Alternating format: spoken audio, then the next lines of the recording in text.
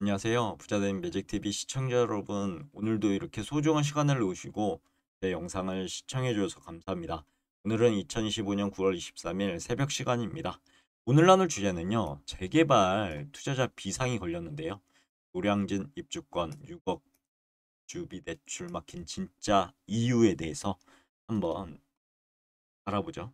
분명 627 대책 예외 단지라고 했는데요. 왜 이런 현상이 발생하고 있을까요? 서울 핵심 입지로 꼽히는 노량진 뉴타운 재개발 입주권을 매수한 김모 씨가 있었는데요. 당연히 기존 집주인이 받은 6억 원이 넘는 이주비 대출을 승계받을 수 있을 거라 생각을 했다고 합니다. 해당 구역은 대출 규제 발표 한참 전인 2022년 관리처분 인가를 받았기 때문인데요. 하지만 은행 창구에서요 돌아온 답변 6글자 대출 승계 불가라는 청천벽력 같은 소식을 도대체 어찌된 일일까요? 많은 부동산 투자자들이요 안전하다고 믿었던 관리처분인가 완료 단지에서 벌어지고 있는 혼란의 실체를 속 시원하게 한번 파헤쳐보도록 할게요. 사건의 발단인데요. 627 부동산 대책의 핵심이죠. 정부가 6월 27일 부동산 대책을 발표했습니다.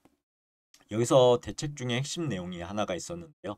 수도권 지역의 주택담보대출 한도가 최대 6억 원으로 제한했던 부분.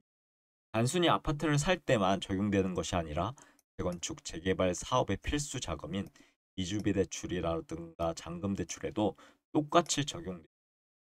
하지만 이런 규제에 시장 같은 경우 이제 충격이 빠졌는데요. 이 관리 처분 인가를 앞두고 있던 사업장들은 자금 조달 계획에 엄청난 차질이 생긴 거죠. 정부는 하지만 한 가지 예외 조항을 두었습니다. 혼란을 막기 위해서죠. 6월 27일 이전에 이미 관리 처분 계획 인가를 받은 사업장은 종전 규정을 적용한다. 이 구절이 있었죠. 이 예외 조항 때문에 많은 투자자들과 조합원들이 안도를 했습니다. 아, 우리 구역은 이미 관리 처분 인가를 받았으니 이주비 대출 6억 원이 넘어도 문제가 없겠구나. 이렇게 생각했던 거죠. 노량진 뉴타운의 상당수 구역, 한남 3구역 등 서울의 주요 사업장들이 여기에 해당됐는데요. 그러나 놀랐던 함정이 있었습니다. 기준일 이후에 전매, 이제 것에 걸린. 어, 문제는 이 예외 조항을 해석하는 금융권의 시각인데요. 결론부터 말씀드려보자면 예외 조항은 최초 조합원, 이게 중요합니다. 최초 조합원에게만 해당한다. 만약 말이죠. 6월 27일 이후에 입주권을 매매, 전매했다면 어떻게 될까요? 새로운 매수자는 규정 규정을 적용받는 것이 아니라 강화된 627 책의 직접적인 적용 대상이 된다라는 부분이 시급한 그런 내용이죠. 여기가 바로 그 양진 개발 구역인데요. 시중 관계자는 이를 분양권 전매 같은 맥락으로 해석하고 있고 대책 시행일 이후에 입주권을 사는 행위는 기존 대출의 단순 승계가 아니다. 신규 대출과 유사한 성격을 갖는다. 이렇게 보는 거죠. 따라서 전 집주인의 이주비 대출이 6억 원을 초과할 경우 새로운 집주인은 그 대출을 이어받을 수 없게 된 것인데요. 6억 원이 넘는 부분은 고스란히 현금으로 마련해야 상황에 지게 된 겁니다. 직격탄을 맞은 사업장들 있죠. 노량진, 한남, 반포, 소비상 걸렸습니다. 이번 해석으로 인해서 서울 시내 주요 정비 사업장에 비상이 걸린 건데요. 단순히 노량진 뉴타운만의 문제가 아니라고 합니다.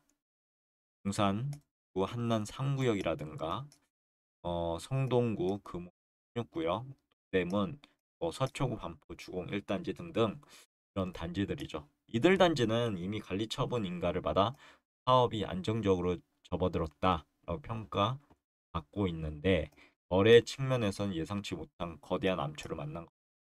사실상 이제 거래 중단의 우려가 있는 겁니다. 이번 사태는 단순히 개인의 자금 계획 문제를 넘어서서 재개발 입주권 시장 전체를 위축시킬 수 있다는 점이 심각하고 원래 재개발 입주권은 관리처분 인가 이후에 조합원 지위가 원칙적으로 금지되긴 합니다. 1가구 1주택 10년 보유, 5년 거주 등 매우 까다로운 예외 조건을 충족한 매물만 거래가 가능하죠. 가뜩이나 거래 가능한 매물 자체가 귀한 상황에서 이주비 대출 승계라는 또 하나의 거대한 허들이 나타난 거죠.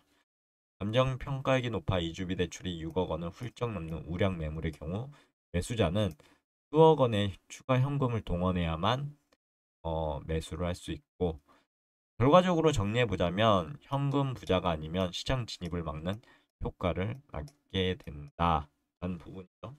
사업 후반 단계에도 개인 사정으로 입주권을 팔거나 장기 투자를 위해 매수하려는 수요가 꾸준히 존재하는데, 이러한 주비 대출 승계가 막혀버리면 필수적인 거래마저 끊기게 됩니다.